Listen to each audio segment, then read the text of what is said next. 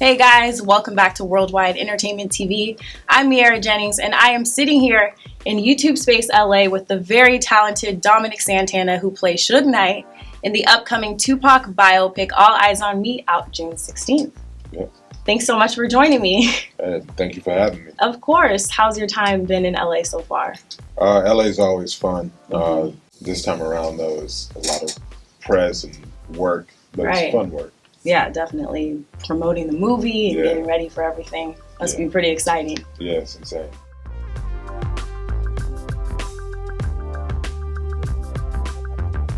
Now, in preparation for the role of Suge Knight, what exactly did you have to do? Did you research? Did you stay in character all the time, even when you were out of scenes? How did that work for you? I did a lot of research. I did a lot of reading old articles, staring at pictures of Suge Knight, different pictures, from different time periods, watching videos, finding like old obscure videos of maybe like behind the scenes with him and Tupac, so I could see them interacting. Right. Outside of just what the media showed. Just listening to him talk, seeing the kind of words, his vernacular, all that stuff, and just really kind of trying to get everything down pat. And then I was fortunate because in this movie there are people involved who were at death row, who were around and knew or still know Suge, knew Tupac, all that. So there was people there that could tell you like, no, I know him. That's that's not how he is. Yeah. Or do more like this or that, stuff like that. So I had a lot of consultants, basically. Yeah, that's good. It's always good to have someone who is close to the character or the actual person to give you pointers. So what was it like working with the rest of the crew and the cast, and had you worked with any of them before this film? I think there was like one crew member I had worked with. Everybody else I had never worked with before, So it was pretty amazing. We all just really bonded. There was no drama, no craziness happening. I mean, outside of like, meeting timelines or weather and stuff like that. But crew-wise, that's what I think what surprised me the most was there was no drama. Usually somebody freaks out at some point on a film. It just happens, period. Right. But, it wasn't happening on our film set. We had a lot of fun. And we bonded a lot. And then everybody that was involved also had a love for Pac. Right. So everybody's mindset was like, we got to do this right.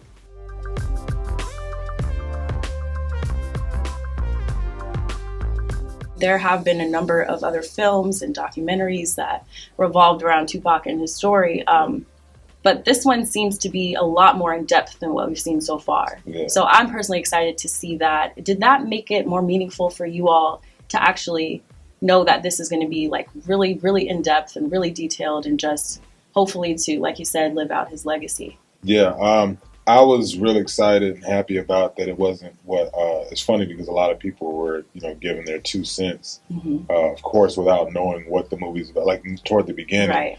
And so it's like, I saw where some people were saying things like, probably just going to show us everything we already know. And it's actually quite the opposite, So it was shot more like in the vein of like Ray, not just like Ray, but how it was. Right. It was. You had Ray's music in it, but it wasn't focused on his music. It was focused on Ray the person and what all came together to make Ray Charles. And that's how this was.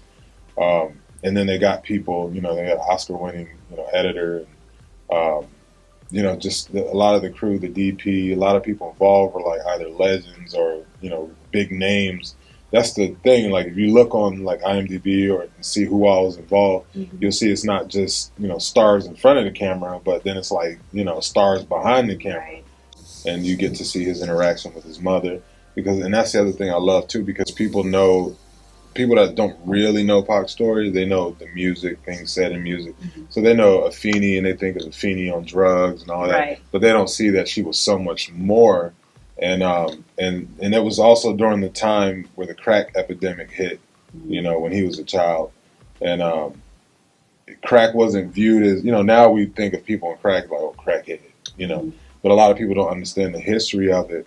When crack hit the scene, it was kind of touted like, smoking weed or something like that. So a lot of people were like getting into it, not realizing down the road that this is going to really jack me up. We know that now, but in the beginning it was like a party, a party drug. Oh, this is okay.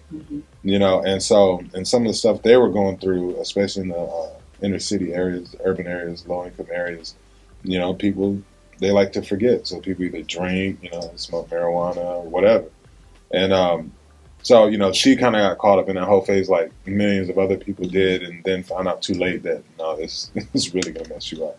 Right. And so seeing him deal, you know, seeing her before that, and seeing the bright, intelligent, activist, you know, strong, powerful woman, you know, and then you get to see where that part of Pac came from. Absolutely. From his stepfather, Tupac Shakur, and his mother, you know, and his aunt, Asada Shakur, and just them being involved in the Black Panthers, and just really standing up for the community and Black people. And seeing, you know, and that's why, you know, that's how you find out, you know, why Pac was so adamant about, you know, rising the people and, you know, being Black is beautiful, and, you know, that whole aspect of him. While you were researching and preparing to play Suge, were there any details in particular that maybe you didn't know before that surprised you, or that you are looking forward to the audience seeing, besides everything that you just mentioned about Pac? Was there anything about Suge that maybe people don't know? I think something I've been talking about a lot lately. People have this persona of Suge just from the media. Right. You know, so it's real negative. You know, and I think it's the residue left over from the death row era. Absolutely. Where, you know, he did create this persona where it was actually brilliant at the time, you know. And then I think it just kind of, you know, snowballed, you know, after a while into something negative. But the whole thing about just, you know, especially being a Black male in the 90s, owning a record label, if you were even lucky enough to make that happen, you know, a lot of times they got pushed around and told what they can do and what they can't do, right, and limited. But Suge's idea was like, not me, you know, that's not going to happen. And sometimes you have to do a couple extreme things to show them, like, I'm not that dude. Like, when I say, you know, if you do right by me, I'm going to do right by you.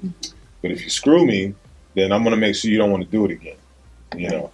And it didn't matter if it was a corporate office or somewhere in the club or street or whatever. And that was the thing about Suge and Death Row. It's like they built that persona like, you're not going to mess with us and think it's going to be okay. But the only problem I see in that is, you know, when things kind of went downhill and Death Row fell apart, then it was like, you know, oh, now we're not too worried about it, you know, so now we can just say whatever in the media and make it all negative, you know. And then it all, you know, any of the good kind of faded. You know, I learned a lot about, you know, like the celebrities, you know, that used to, because it's funny, you never, and some, I'm gonna leave them nameless, but some of them are like, you know, huge stars now, and I've never heard them ever mention anything about Suge Knight, Death Row.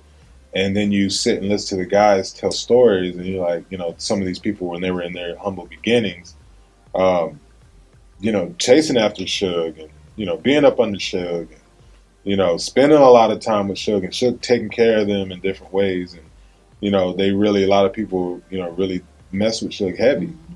But then after everything kind of went left, you know, they distanced themselves, they went on with their careers. But you never hear it. If I told you some of the names, you'd be like, what? Right. And it's crazy because it was such a big part of developing them as artists and as stars. Yeah. And like you said, some of us just never spoken of. Right. And, you know, from some of the women that are stars now, you know, that were chasing after them, you'd be like, her? Really? Chasing after Suge Knight?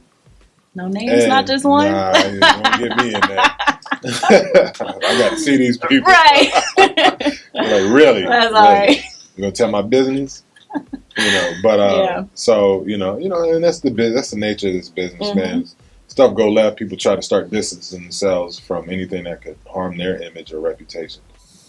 But he also did a lot of really great stuff. No one talks about that. Nobody says anything about that. None of the people he helped, you know, none of that stuff gets brought out. And so, and don't get it wrong, I'm not saying Suge Knight is an angel. You know, all I'm saying is, you're gonna paint the picture of somebody, paint a whole picture.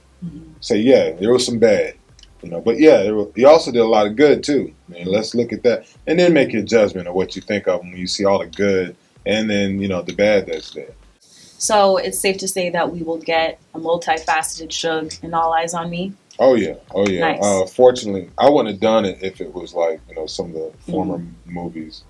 And nothing against the guys that have played Suge Knight before. As an actor, I'm a firm believer that, you know, people, they follow the lead of their director. Right. You know, because I've been in movies where I'm asking the director, like, bro, can I act? Like, you just have me looking like a monster. Yeah. And it doesn't make sense. No trick, you know, and I think that's how, in my opinion, that's how I've seen it portrayed, where it's just like, we don't really need a trigger. He's Suge Knight. Absolutely. Everybody's already got that connotation, so let's just jump right into the crazy. You know what I mean? Or let's focus on that stigma, you know. And so with this movie, fortunately, going into it, you know, I talked with LT Hutton. We had a nice long talk in the beginning. And LT is someone that knows him, you know. So, like I said, some of the other guys know him. And you know, most of them, you know, still like him. There's some people that don't really care for him. You know, it's honest. The depiction is honest. You see some extreme stuff. You know, you get that side because things did happen, but you also see the trigger of why. Right. And then, you know, people, like most people would have been like, I might not have done that, but I would have done something. Exactly. You know, because you couldn't, some of these things you just couldn't let fly, you know. And but then you also see the camaraderie, the brotherhood between him and Tupac. So you get to see the bantering, the playfulness, because that's something else I learned is, you know, they were big pranksters at Death Row. You know, they joked around a lot. It wasn't just all rah-rah. Yeah. You know, so I think more so in the public eye, it was like our Death Row persona.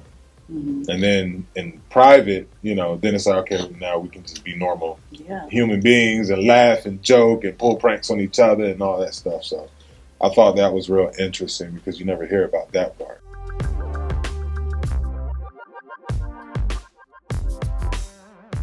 You had to pack on a few extra pounds to play Suge, right? Was that hard for you, or was it just kind of easy?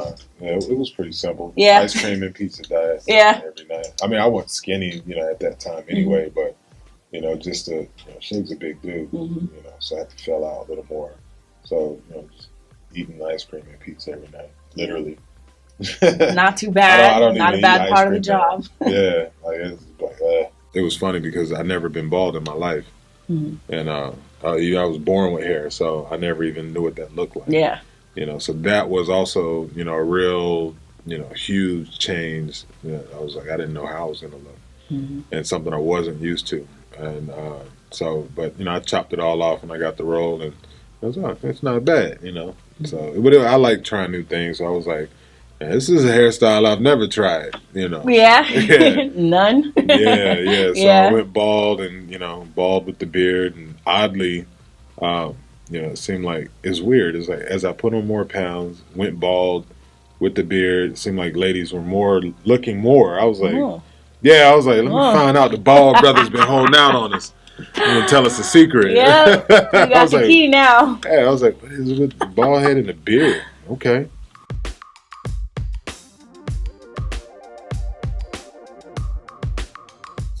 You are an actor, writer, producer, musician, business owner. I feel like the list goes on, right? I mean, stop me now. But how do you balance all of those different aspects of entertainment? You know, it's just been time. You know, as time goes on and you figure out other things you're good at, you kind of start adding pieces on, and they kind of just fit. They find their way into the groove. Right. And once you just get used to doing it over so long, then it's like, to you, it's normal. Where to somebody else, you just ask me, how do you? Yeah. People ask me all the time, like, how do you do all this? You know, but you know, my life has been pretty crazy anyway, and not in a negative way. But I've always been an entrepreneur. You know, I've had nightclubs, I've had, you know, some of everything, and I've always been a hustler and a grinder. And you know, sometimes, you know, I feel like I've lived a couple lives in my time. And so I'm just used to that. You know, I'm used to that, staying busy. And you just pick your times. You know, you got, okay, this time I'm doing this. And now this time I'm focusing on, you know, writing on scripts. This time I'm focusing on pushing projects, you know, or I'm focused on business, you know. So you just balance it, you know, do a little here, a little there. And putting deadlines on yourself, really. You know, okay, now I'm focused. I'm done with this film. So now I want to focus on pushing this project I'm producing, and I want to get it done within this time frame, etc. And you go get it done. That's amazing. Yeah. I feel like That's perfect because a lot of the most successful people can multitask like they can breathe, you know? Yeah. And I definitely think you fall into that category. So Well, thank you. That's exciting. Absolutely. Yeah. So you just had a birthday. Yeah. I definitely believe that with age and experience comes wisdom. Mm-hmm. So what is the biggest lesson you learned this last year of life? And happy belated birthday, by the way. Thank you. Thank you. Well, I did All Eyez On Me. Mm-hmm. It was a really special movie for me. And you know, it's not my first big movie, but it's my first. I think it's the most impactful movie I've ever done, and I think it'll last for years. I know I'll never forget it. But yeah, so doing this movie definitely was a turning point for me, and definitely it wasn't on my bucket list because I didn't know it was even going to happen, but it felt like a bucket list thing. Like the top, if I had a bucket list, it would have been at the top, and Nice. for it to actually happen. So my thing is, I think the biggest lesson I learned was, and it sounds probably kind of cliche, but to never give up, never give in. I already knew that, but it's different when you have your mind on a goal or something, especially one that may seem far-fetched. Because as an actor, and you know, you can ask other actors, we're all working and grinding to get to the point where you get that big mainstream boom, where you're like, because you know, I've been in it like 12 years. You know, some people know me, some people have no clue. You know, and you get tired of, you know, hey, what do you do? Right, Like, right. I've been in all these films. You don't recognize People me still back asking me, what do I do? You know, Yeah, so yeah. you know, we're all working. It's thousands of actors, you know, that are working to get to that big break. You know, and so you get so caught up in the grind that sometimes you almost forget that, hey, you really can actually attain it. And that was my thing. Oprah Winfrey said something in an interview that really kind of inspired me, you know, because other people were saying, oh, you need to, you know, have a backup plan, you need a plan B or have something else going on.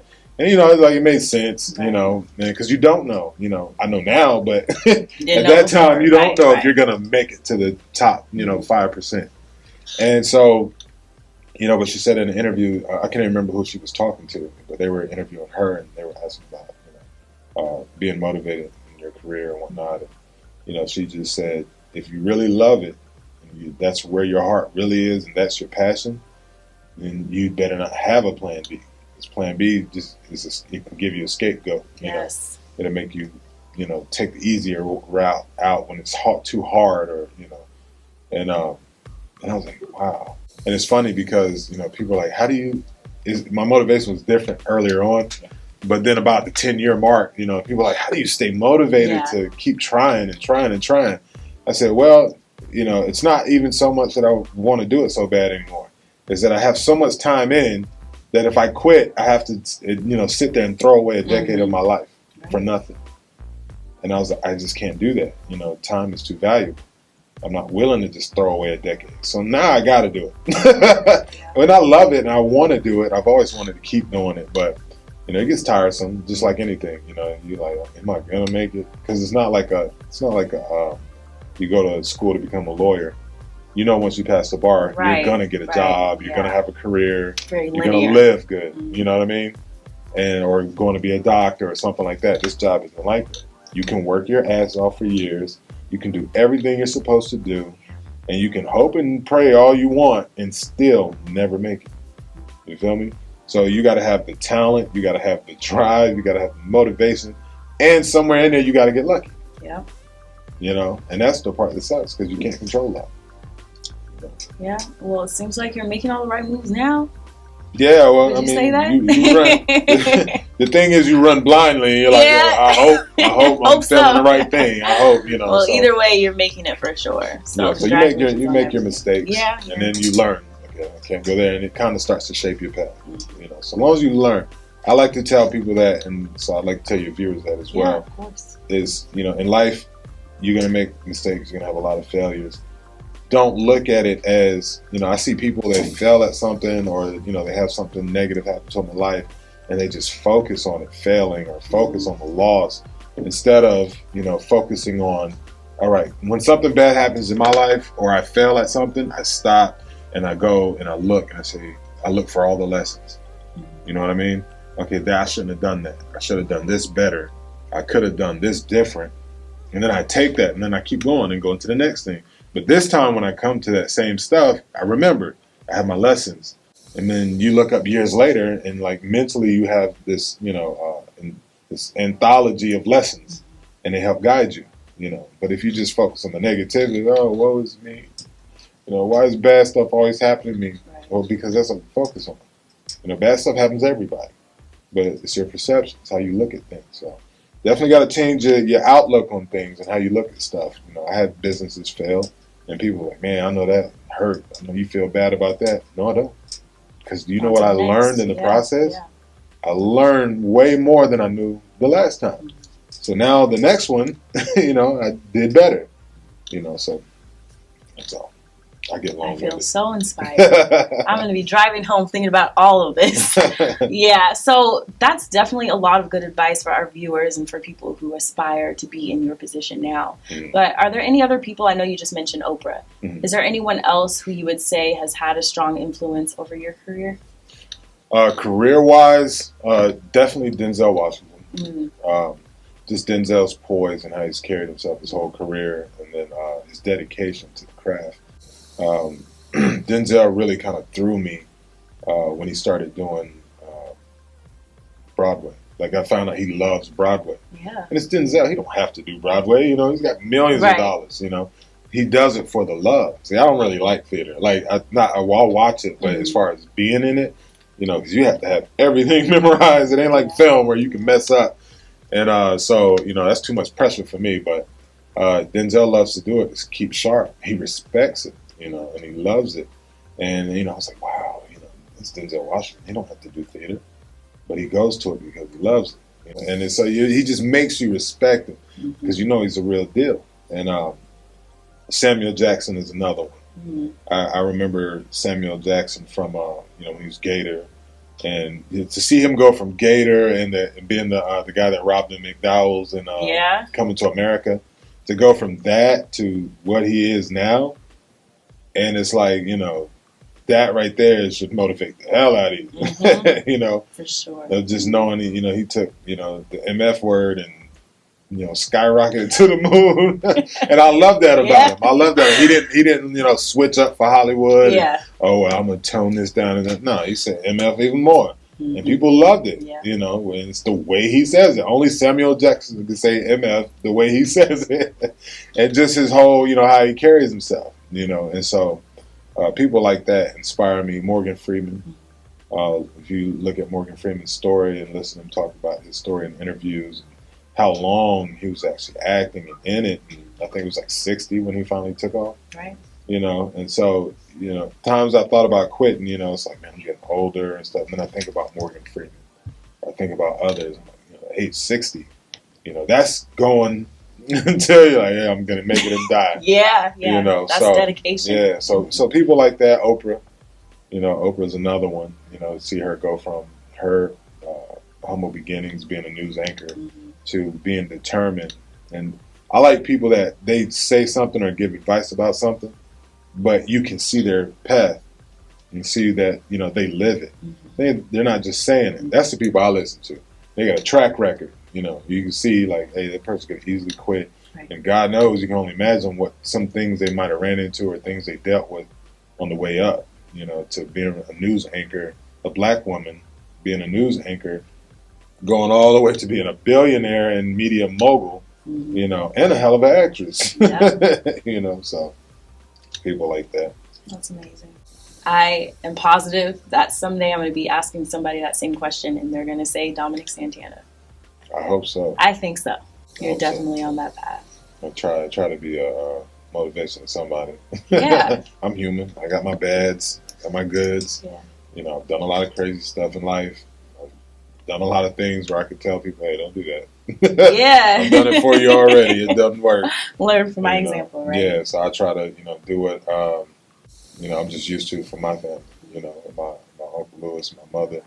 I got good family members that, they've been through things and they are real, they were real big on imparting wisdom on us younger. And those were things that later on, we might not have understood then, but later on, it's like, I remember that. I was able to avoid certain things. Yeah. So I know how important that is. Everybody won't listen to you, but you know, there are a lot of people who will.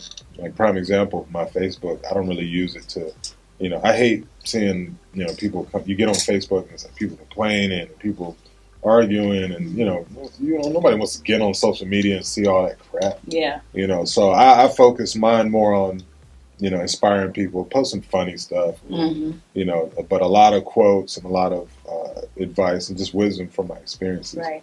And I just have a habit of doing that. And I was kind of doing it for the first little while, a couple of years back. And then, you know, people inbox me. I'm like, man, I needed to hear that today. You know, and even if it's just one person, you know, I don't know what they're going through, but, you know, whatever they read, you know, it might have been something that they needed to hear that day. And when people are inboxing me saying, man, you know, I was going to quit today, you know, on my dream, you know, and then I read your post, you know, you were right on time and I'm going to keep pushing forward. Now I'm back motivated, you know, so I was like, oh, people really need this stuff. Yes. You know? And so I just kept doing it. Nice.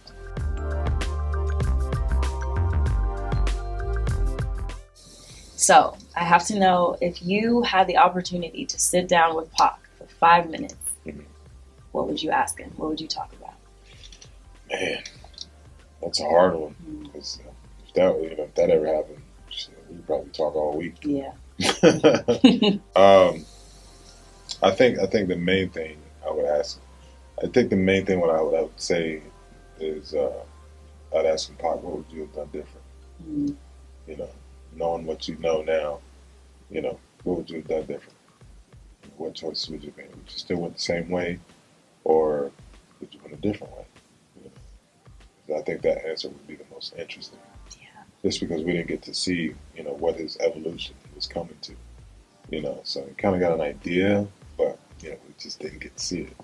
You know, so it's like, you know, and he was so smart, you know, and talented and wise, you know. So some of the things that he got into, and some of the paths he went down, it was kind of like, you know, why? You know, why? We know you knew better, you know, or we know you knew some things around you weren't right, you know. So, you know, what was it that made you say, hell with it, we're going down this path anyway? Yeah. You know, and so yeah, I definitely asked him, you know, what would you do different? That's a good question. Well, I'm definitely looking forward to seeing the film. Out June 16th, right? Yeah, June 16th. Worldwide. Yeah. Anything else you have upcoming that you want to plug that we should be looking out for? Working with my producer partner, Chasen Beecham. Shout out to Chasen and Podium Films. So we're working on some a show called Protege, about UFC fighters and their proteges.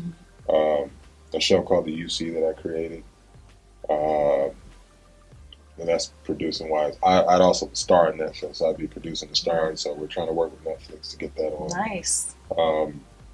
Writing, you know, trying to sell some scripts. I've sold one already before, and it got made into a movie. Yes, so trying to replicate. Mr. Right, right? Yeah, Mr. Right. Yeah, so trying to replicate that success and grow it. And then, you know, more acting. I've kind of been holding up on the acting gigs, not really accepting anything until A, I get back down to my size that I want to be, and B, just when the movie comes out, you know, people trying to get in, you know, on the cheap side, let's get them now. Yeah. You know, and so, nah. I'm going to make you wait. It'll make you wait. So, you know, the good thing is, you know, a lot of the major studios are, you know, they're snooping around and they're asking questions and checking the schedules. So I'm like, okay, that's a good sign. That is a good You know, so we'll see. We'll get into something crazy. Absolutely. Well, congratulations on everything. I really, really appreciate you taking the time to talk to me, and all of our fans out there and your fans are super excited to see this film. I know I am. Big Pac fan. I love the fans. Definitely looking forward to it. And thank you again. I appreciate it. Thank you for having me. Yeah. So you guys can find me on Twitter and Instagram and everywhere else at Miera Jennings. And where can they find you, Dominic? You can find me on Instagram at official Dom Santana. That's D-O-M Santana. And Snapchat, Santana Dom, D-O-M. And Twitter, Twitter is Dominic Santana, capital D, capital S, all one word.